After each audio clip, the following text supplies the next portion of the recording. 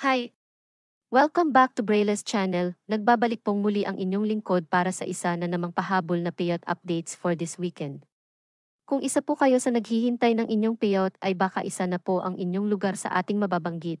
Kung saan ang mga ito at kailan ang nasabing payout ay yan po ang ating ibabahagi sa inyo. But before po tayo mag-start sa ating topic, kung bago ka pa lang sa aking channel, please do kindly subscribe, like and share na din sa ating mga kaibigan, kaanak, o kapwa po natin pensioners at please do share na din po sa ating mga social media accounts para mas marami pa ang makaalam. With no further ado, let's begin na po sa ating topic. Breaking news. 3,000 pesos social pension first quarter latest payout updates as of February 9 of year 2025. Plus, Universal Local Social Pension para sa lahat ng senior citizens sa isang lugar. Saan kaya ito? Buong detalye alamin narito na ang mga nagpahabol ng payout schedule as of this date. Para sa first quarter payout plus ang pagbibigay ng Universal Local Pension para sa lahat ng seniors sa isang lugar. Umpisahan po natin sa probinsya ng Taguig, Surigao del Sur. Ang lahat ng beneficiaries ay makakatanggap ng para sa first quarter ng taon amounting to 3,000 pesos. Nakaschedule na po ang inyong payout this February 14 na gaganapin sa Barangay Anahaw Daan Covered Court. Kabilang dito ang Barangay Karasan, Layog, Lindoy, Bangsud, Anahaw Bago. Sa hapon naman nakaschedule ang Barangay Anahaw Daan, Kinabigtasan at Barangay Unaban.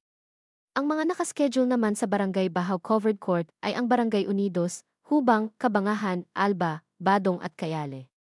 Sa hapon naman nakaschedule ang Barangay Bajaw, Cagdapaw, Kamagong at Barangay Gamut. At ang mga nakaschedule sa Barangay Victoria Covered Court ay ang Barangay Sumusumo, Umbay, Mercedes at Barangay Dayoon. Sa hapon naman nakaschedule ang Barangay Victoria at Purisima.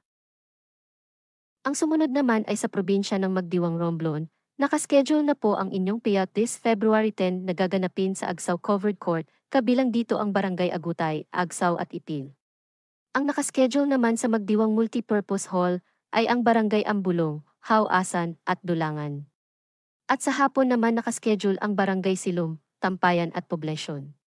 Ang sumunod na schedule ay sa probinsya ng Kinugitan, Misamis Oriental. Nakaschedule na po ang inyong payout this February 30 na gaganapin sa Poblacion Covered Court na mag-start ng 7 to 5 ng hapon. Kabilang dito ang Barangay Kalitian, Kagumahan, Campo, Salubsob, Kalubo, Salikapawan, Sumalag, Beray, Kitutok at Suarez.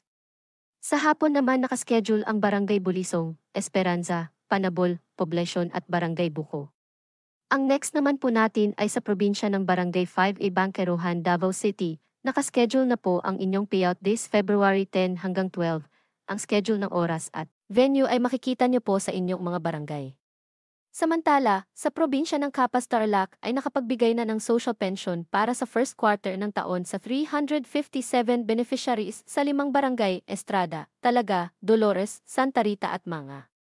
At ang panghuli po natin ay sa probinsya ng Dupax del Norte. Alam niyo po ba na nagbigay ang lokal na pamahalaan ng Universal Local Social Pension para sa first quarter ng taon?